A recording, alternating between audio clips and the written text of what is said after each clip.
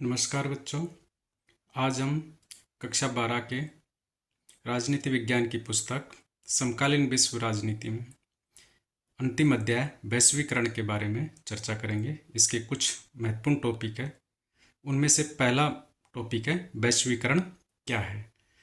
तो क्या आपने कभी यह अनुमान लगाया है कि भारत में चीन में बने हुए खिलौने आसानी से भारत में मिल जाते हैं, अमेरिका में बनी हुई बहुत सी चीज़ें भारत में आसानी से मिल जाती है। ये कैसे संभव हुआ? और ये सब संभव हुआ है वैश्वीकरण के कारण। तो दुनिया के देशों के बीच वस्तु, पूंजी, विचार और लोगों का तेजी से मुक्त आदान प्रदान या मुक्त प्रवाह ही वैश्वीकरण कहलाता है।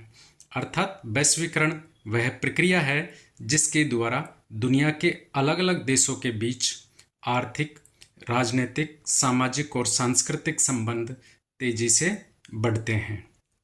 इस प्रकार हम वैश्वीकरण को बहुआयामी अवधारणा कह सकते हैं और इस बहुआयामी अवधारणा के तत्व या आयाम है आर्थिक, राजनीतिक, सामाजिक और सांस्कृतिक। आज इंटरनेट, मोबाइल और तेज परिवहन के कारण पूरी दुनिया एक दूसरे से जुड़ गई है और हम सब वर्तमान समय में अपने आप को वैश्विक व्यवस्था का हिस्सा मानते हैं। इस तरह हम कह सकते हैं कि वैश्वीकरण ने दुनिया को एक वैश्विक गांव या ग्लोबल विलेज के रूप में बदल दिया है। क्या आप अनुमान लगा सकते हैं कि अगर इंटरनेट और मोबाइल नहीं होता तो क्या वैश्वीकरण संभव था?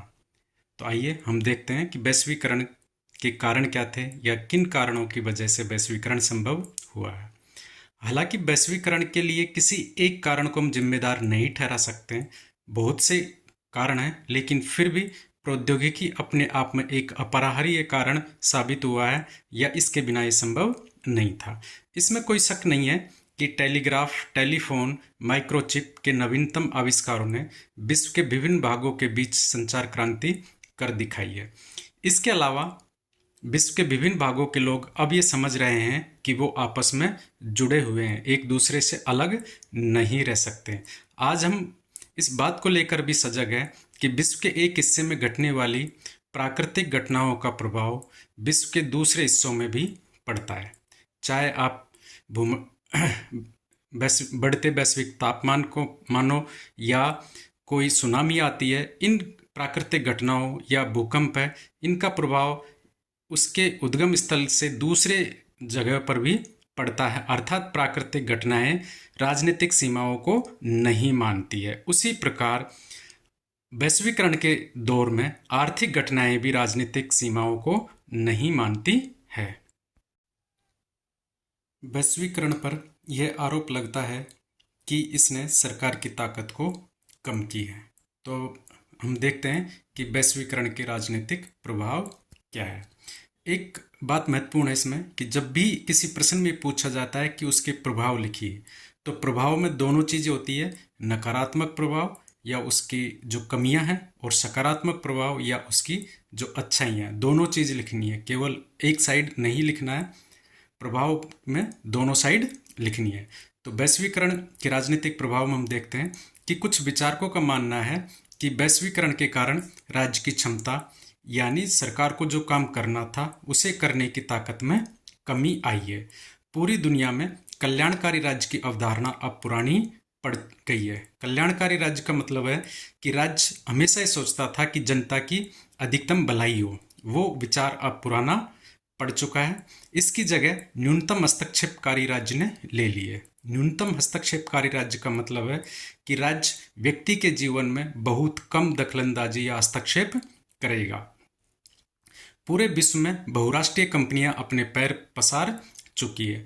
यहाँ पर बहुराष्ट्रीय कंपनियों का मतलब है कि ऐसी कंपनियां जिनका कारोबार 2 या 2 से ज़्यादा देशों में चलता है। जैसे कोको कोला की कंपनी का प्रोडक्शन किसी एक देश में होता है, बिक्री किसी दूसरे देश में होती है, कंपनी किसी तीसरे देश की ही है। तो ऐसी कंपनियां पूरे विश्व में पैर पसार चुकी है और उनकी भूमिका भी बढ़ गई है। तो बहुराष्ट्रीय कंपनियों की भूमिका बढ़ने से राज्य सरकार अपने दम पर फैसला लेने में उनकी क्षमता में कमी आई है। जबकि कुछ विचारक मानते हैं कुछ मायनों में राज्य की ताकत भी बढ़ी है, क्योंकि अब राज्य के पास अत्याधुनिक प्रौद्योगिकी या न्यू टेक्नोलॉजी के इक्विपमेंट आ गए हैं, जिसके कारण वो अपने नागरिकों के बारे में ज़्यादा जानकारी प्राप्त कर सकते हैं और ज़्यादा बेहतर निर्णय ले सकते हैं। क्या आपने कभी सोचा है कि वैश्वीकरण ने संपूर्ण विश्व की अर्थव्यवस्था को ही बदल दिया है? तो आइए हम समझते हैं वैश्वीकरण के क्या आर्थिक प्रभाव रहे। तो वैश्वीकरण के चलते पूरी दुनिया में वस्तुओं और सेवाओं के व्यापार में इजाफा हुआ है, वृद्धि हुई है, क्योंकि अधिकांश देशों ने अपने आयात प्रतिबंध, जिन्हें हम आयात शुल्क भी कहते हैं, तो आयात प्रतिबंधों को कम कर दिया है या शून्य कर दिया है।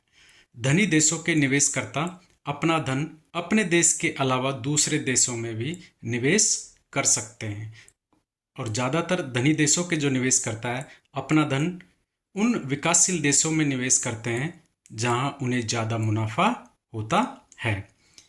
लेकिन इसके कुछ कमियां भी हैं। जिस प्रकार से वस्तु और पूंजी का प्रभाव बढ़ा है, उस सीमा तक या उस प्रकार से लोगों की आवाजाही नहीं बढ़ी है।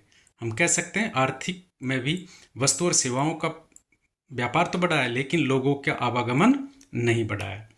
वैश्वीकरण के कारण सरकारें सामाजिक जिम्मेदारियों से अपने हाथ खींच रही है, अर्थात जो लोक कल्याणकारी राज्य की अवधारणा थी वो कम होती जा रही है, और जिसके कारण गरीब तबकों की समस्याएं बढ़ती जा रही है।